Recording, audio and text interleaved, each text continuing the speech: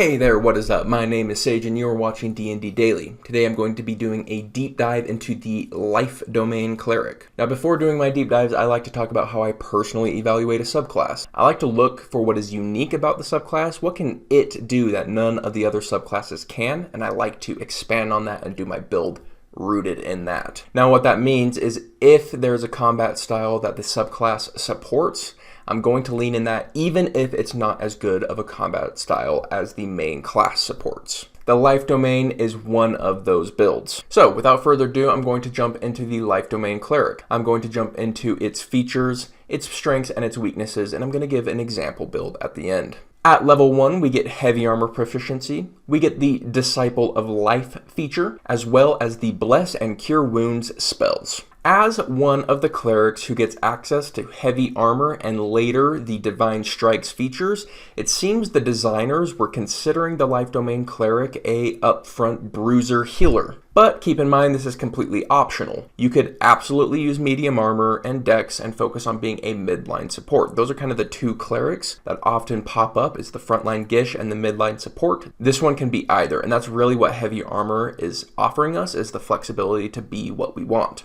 The Disciple of Life feature begins our journey as the poster boy of healers in D&D. When somebody says, what is the healing class? Most people would go to Life Domain Cleric first, and there's a reason for that, and it begins here. Whenever we heal with a leveled healing spell, the healing is increased by 2 plus the level of the spell. Something interesting about this feature, unlike a lot of similar features, is it's not just the roll when you cast the spell, it is every single roll of the spell. And that gets really important when you're using long-term healing like Aura of Vitality. Aura of Vitality, for example, at level 5 changes from on average 70 healing to a whopping 120 healing. Now moving into our spell list, I will start by saying this.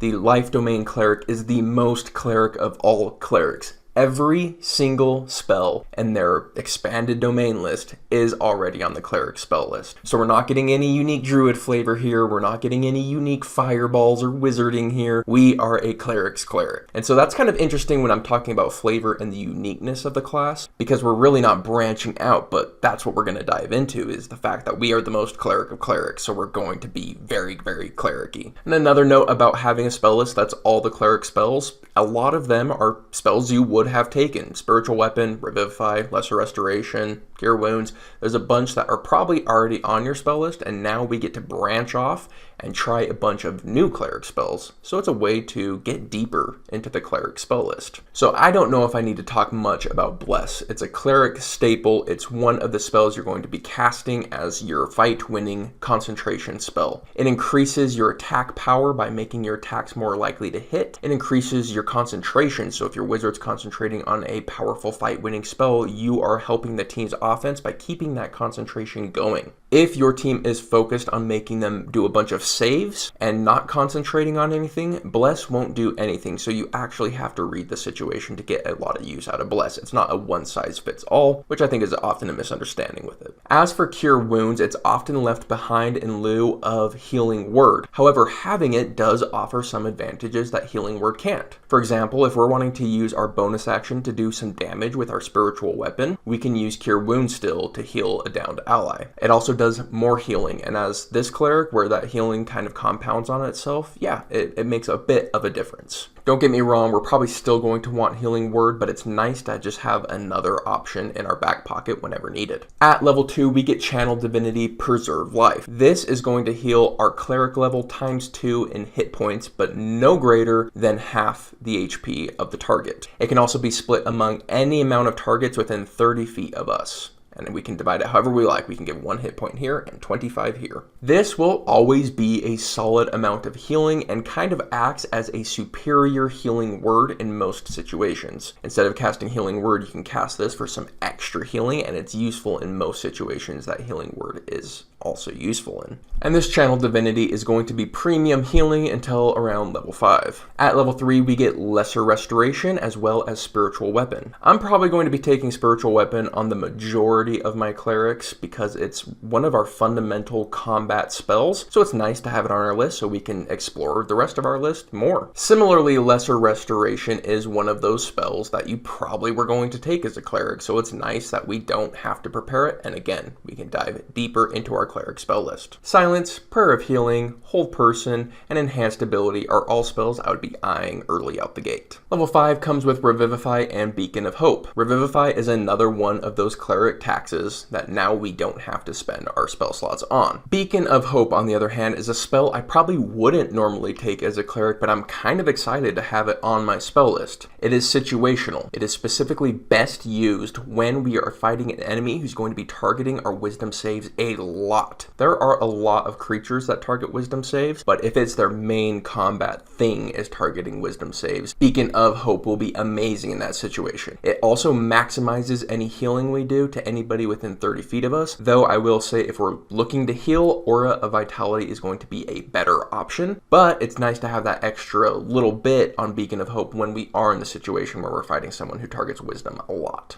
At level 6, we pick up the Blessed Healer feature. This feature allows us to heal ourselves whenever we cast a healing spell on an ally. The amount is 2 plus the spell's level. If we're healing often, which we probably are, then this combined with our heavy armor is going to make us quite tanky. And that's the core of this feature, is it makes us a heal tank. Makes us that much tankier. At level 7, we get Death Ward and Guardian of Faith. Death Ward will forever to me be the parachute spell. You go skydiving, you cast it on yourself, you slam into the ground, and you live with 1 HP. It's basically free fast travel as long as that fast traveling is down. I really like Death Ward a lot more when there is healing to back it up, and we have healing to back it up in spades, so I actually like Death Ward more on the Life Domain Cleric than anyone else, because now you keep your teammate or yourself alive at that 1 HP and can heal them using your Channel Divinity to pump a ton of HP into them, getting them back to half health. Really great synergy with the Life Domain Cleric and our Channel Divinity specifically. Okay, Guardian of Faith is a really, really weird spell. Bizarrely weird.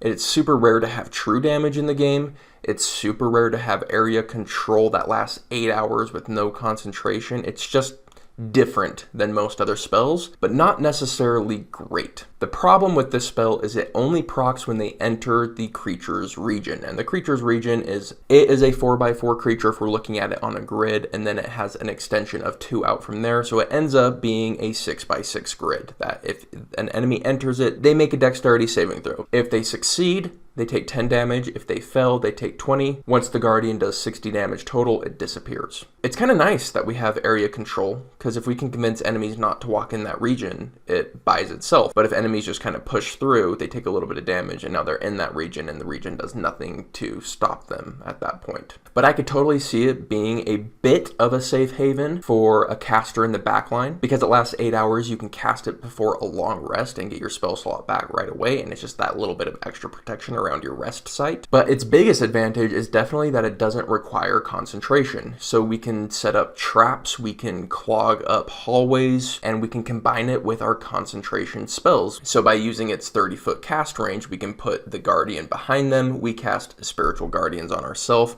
and then kind of do this pincer movement where we kind of slam into them and have this Guardian blocking their retreat. So it has use cases, but I'm not going to say it's a great spell. It's a weird spell that's okay and has advantages, but it's not a clear punching standout for your combat potential. The last thing to say about Guardian of Faith is it gets way better when your team is designed around forced movement. If you can move people in and out, it's going to proc its attack a lot, and then you're basically guaranteeing 60 damage over a combat, which is a fair amount of damage, especially on a non-concentration spell. At level 8, we're going to pick up either Divine or Blessed Strikes. They both do radiant damage, so their flavor is the exact same, so the only consideration is which one is better. Blessed Strikes is almost certainly better. If you're ever using cantrips, it's going to be better. But if you're going to push the campaign to level 14 and you're only using your melee weapon, then go ahead and take Divine Strikes. When in doubt, take Blessed Strikes, though. It's probably going to be better. Finishing off the spell list at level 9, we get Mass Cure Wounds as well as Raise Dead. In case we didn't have enough healing, now we have more more. And Mass Cure Wounds can often feel redundant with our Channel Divinity, though that said, they do have their niches. Channel Divinity heals more if you're targeting 1 or maybe 2 people, but if it's going to be more than that, then the Mass Cure Wounds is going to be better. Though, of course, it's taking a 5th level spell slot instead of a Channel Divinity, so its price is quite a bit higher. Moving on to Raise Dead, it is unfortunately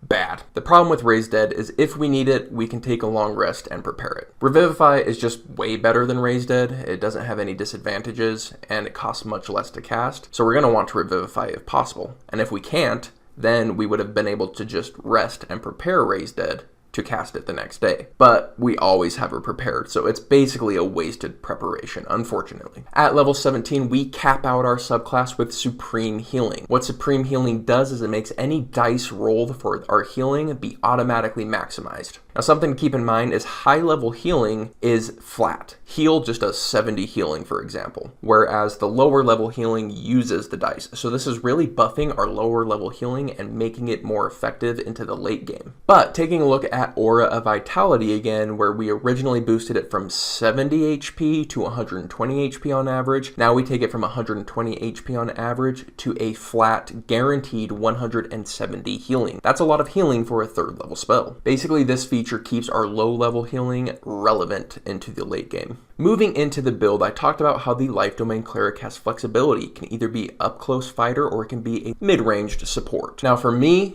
I'm doing a battle healer. What better class to do a battle healer than the Life Domain Cleric? Now, it is common wisdom in the D&D community to say that healing in combat is not as effective at just using a spell to win the combat. Casting a 1st level spell to use Cure Wounds to heal a HP that's just going to be knocked down by 1 attack is not that effective, and that's true. It's also common knowledge that we should only heal people who are knocked because they're as effective at 1 HP as they are at 99, and the only time they lose effectiveness is if they are down, so we should only heal when they're down. That's when healing is most efficient. Again, that's true. These are 2 bits of wisdom I'm going to completely ignore with this build because I want to be a battle healer and I don't want my teammates to be knocked. I am too good of a healer to have my teammates knocked on the floor all the time. So my standard is going to be keeping them at half HP. If they're below half HP, I'm going to be looking to heal them. With that in mind, beginning the build at level 1, I want to pick up a race or a lineage that gives me a martial weapon because I'm going to be up there smacking people all the time. We have different options, but I'm going to be taking a good look at High Elf because not only do they give us martial weapons, they also give us Booming Blade, which makes our martial hits, our weapon attacks, so much better. And if I'm taking Booming Blade, with concentration being so important to us, I'm also going to pick up Warcaster because we get 2 birds with 1 stone. Our Booming Blade gets better with reaction attacks, and our concentration gets better because of advantage.